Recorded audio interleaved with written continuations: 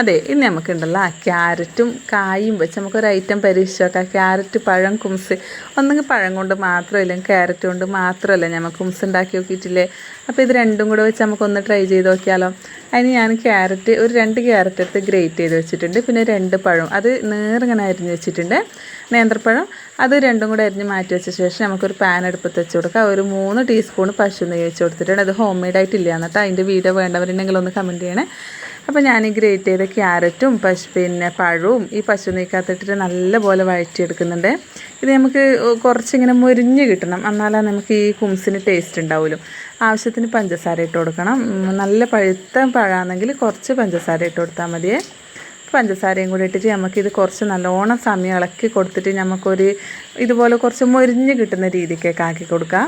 പക്ഷെ ഉണ്ടാക്കി കഴിച്ചപ്പോൾ നല്ല ടേസ്റ്റ് ഉണ്ടായിരുന്നു കേട്ടോ. ഇതെല്ലാവരും ഒന്ന് ട്രൈ ചെയ്ത് നോക്കണേ. അപ്പോൾ ട്രൈ ചെയ്ത് നോക്കിയിട്ട് എല്ലാവരും അഭിപ്രായം പറയാനും മറക്കല്ലേ. അപ്പോൾ ഞാൻ ഇതുപോലെ റെഡിയാക്കി വെച്ച ശേഷം ഒരു ബൗൾ എടുക്കുന്നുണ്ട്. ആ ബൗളിലേക്ക് നമുക്കൊരു 3-4 മുട്ട പൊട്ടിച്ച് വയ്ക്കാം. പിന്നെ ഈ മുട്ടയിലേക്ക് നമുക്ക് ഈ മധുരം ബാലൻസ് ചെയ്യാൻ ഒരു പിഞ്ച് ഉപ്പിട്ട് കൊടുക്കുന്നുണ്ട്. വേണമെങ്കിൽ മാത്രം ഇട്ട് കൊടുത്താൽ മതി. ഞാനൊരു പൊടിക്ക് ഇട്ട് കൊടുക്കട്ടെ. ഏത് കുംസാക്കുമ്പോൾ ഞാൻ ഒരു നുള്ളു ഉപ്പിട്ട് കൊടുക്കും.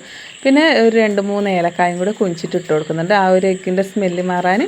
ഇനി ഇതിലേക്ക് പിന്നെ പഴവും ക്യാരറ്റും കൂടെ വഴറ്റി വെച്ചിട്ടില്ലേ, അത് ഇതിനകത്തേക്ക് ഇടും. വലിയ ചൂടോടെ ഇടരുത്, അന്നേരം ഈ മുട്ട ഇങ്ങനെ വെന്ത് പോകും. നമുക്ക് ഒരു ലൈറ്റ് ചൂടോടെ നമുക്ക് ഇതിലേക്ക് ഇട്ട് കൊടുക്കാം.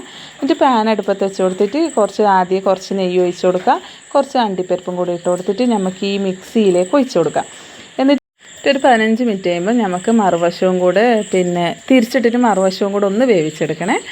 എന്നിട്ട് നമുക്ക് കഴിക്കാൻ പറ്റും. നല്ല ടേസ്റ്റാണ് കേട്ടോ. ഞാനിത് രണ്ടും കൂടെ മിക്സ് ആക്കിയിട്ട് ഉണ്ടാക്കിയിട്ട് എന്താ പറയുക, കായ്കുംസും ക്യാരറ്റുംസും സെപ്പറേറ്റ് എല്ലാം ഇതുവരെ ഉണ്ടാക്കിയിട്ടില്ല. അപ്പോൾ ഇതുപോലെ ട്രൈ ചെയ്യാത്തവരുണ്ടെങ്കിൽ ഒന്ന് ട്രൈ ചെയ്ത് നോക്കണേ.